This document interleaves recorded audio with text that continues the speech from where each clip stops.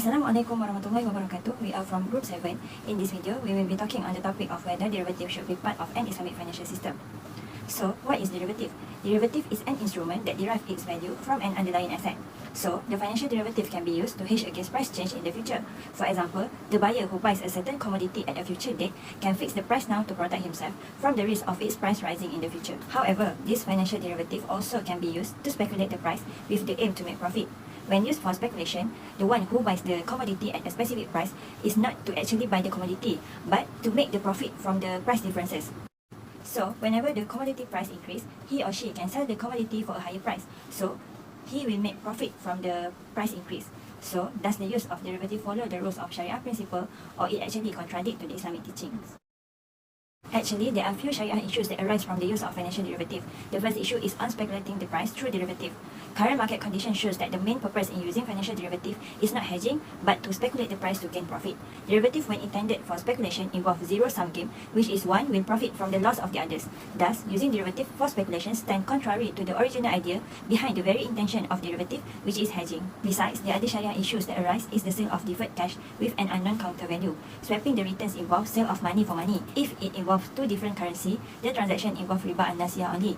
But if the two counter value are the same currency, then riba al-fard also materialize due to the inequality in the sums of the two values. Hence, riba of sale, which includes riba al-fard and riba al-nasiyah, invalidate the swap of returns. There are actually many Sharia issues that arise from derivative, but here are some examples that we want to highlight on this video. Due to that, there are some Islamic contracts that have been done as an attempt to allow the financial derivative. Among them are the contract of tawarruq or bay al-ina. Bay al-ina refers to a process that involves two contracting parties. For example, Mr. A sell to Mr. B a commodity on a deferred payment basis. For example, 60 ringgit. Then he need to buy it back from Mr. B immediately for a cash payment that is lower, which is 50 ringgit. Hence, Mr. B becomes in debt to Mr. A by the higher amount deferred. It is equivalent to lending 50 ringgit for 60 ringgit, whereby the technicality of the sale contract is nothing but a deception. While in tawarruq, this process occurs with a third party. The other contract is the use of promise or wa'ad.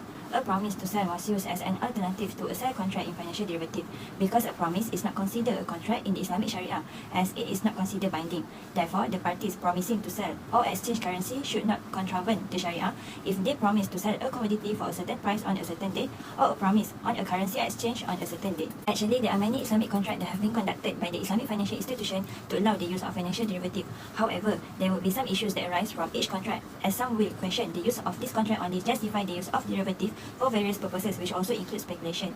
So, because of that, there are scholars that argue against derivative, while there are some scholars that agree with the use of derivative. So, we will discuss on the argument of the Islamic scholars on the use of derivative from both perspectives. Assalamualaikum warahmatullahi wabarakatuh. For the next topic discussion, we will go specifically through exploring the merits and drawbacks of derivative instrument. The popularity of this instrument are emerged after the global financial crisis in 2008. Since Islamic finance is governed by Sharia principles that prohibits riba, horror and maisir, and require equity, profit and loss sharing, the validity and permissibility of this instrument are varied among scholars and jurists with individual opinions often conflicting. Now the arguments in favor of derivatives. Derivatives allow for risk management and hedging, which can stabilize financial markets and provide price discovery and liquidity to markets. Derivative can be structured to comply with Islamic finance principles using concepts like murabaha, salam, and urbun. Islamic financial institutions use derivatives for liquidity management and financing. Next, arguments against derivatives. For the arguments against derivatives can be used for excessive speculation, which goes against Islamic principles of gharar and maisir. Certain derivatives like interest rate swaps contains riba, which is prohibited in Islam.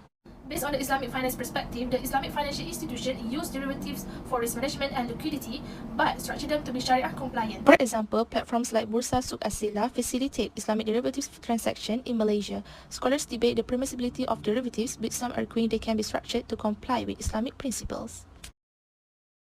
For the last part, we will look at the Islamic scholars' viewpoint arguments of current day of derivative instruments. For the use of INA, all jurists including Shafi'i are in agreement that INA is an impermissible sale, but they differ over its validity as a sale contract. Both INA and tawarruq are used to Islamize derivatives, such as swapping variable financial obligation for fixed one. For example, a client who is required to pay variable installments, such as rentals in ijarah, to the financing bank because fearing an unexpected increase in the underlying variable, which is interest rate. In conclusion, both contract INA and tawarruq are impermissible as all transactions involving them become unlawful. Next, a promise to sell is used as an alternative to a sale contract in financial derivative due to its non-binding nature in Islamic Sharia. However, some contemporary fatwas allow mutual promises binding only one party, despite the fact that a contract typically binds both parties. This reasoning is still questionable as it allows for speculation and the impractical application of this promise for hedging. The Hanbali school also states that options are invalid in exchange for ribawi goods in advance purchases and for profiting on loans. It is also not acceptable due to maturity beyond 3 days and injustice. Abu Sulaiman from the FINC Academy considers options acceptable when viewed in the light of Bay al-Urbun, but considers them detached and independent of the underlying assets, so it is unacceptable. In brief, Islamic option contracts are still debated from a Sharia perspective, but permissibility can be granted if they fulfill the feature of mal property according to Islamic jurisprudence. The Sharia Advisory Council of the Securities Commission Malaysia has no formal opinions on options, as only index options are available. However, SAC has approved halal trading of warrants as long as the underlying stocks are designed as halal stocks. The last instrument is futures contract that have been a topic of debate among ulama, with some arguing against deferred sale and others citing precedent for sales differences. There are two arguments against futures contract. One from Ustaz Ahmad Alam from the Islamic FINC Academy argues that stock index future trading is haram due to the underlying stocks being not halal until all the underlying assets are halal. Mufti Taqi Usmani from the FINC Academy also argues against future transaction due to the fact that the sale of purchase cannot be affected for a future date, and most future transaction, delivery or possession are not intended. However, there are two opinions that allow the use of futures, one from Imam Al-Haramaini Al-Jawani, which stated that trading of future is halal if practice is based on darura and the needs of hajah, and the Sharia Advisory Council of Securities Commission Malaysia, which approved future trading of commodities as long as the underlying assets are halal. For instance, crude palm oil futures and stock index futures contracts are approved for trading. However, since the current FBM-KLCI-based SIF has non-halal stocks, it is not approved. Thus, it implies that an SIF contract for a halal index would be acceptable. In our opinion, derivatives should not be part of the Islamic financial system, even though Islamic regulators have recognized the benefits of derivative markets such as risk diversification, stability, and liquidity management. Some scholars also argue that derivatives should not be used as hedging mechanism due to the added element of darura. Thus, it is important for the Islamic finance industry, including us, to be confident that Sharia principles, including the prohibition of usurious debt creation, excessive uncertainty, and gambling, can positively transform international financial architecture. The Islamization of derivatives needs to be criticized for stripping Sharia rules of their wisdom and rendering them meaningless. In a nutshell, we should learn from the previous global economic crisis in 2008 that provided practical evidence of the dangerous and destructive role of the derivatives, which confirmed the wisdom of Sharia rules. That's all from us. Thank you for listening.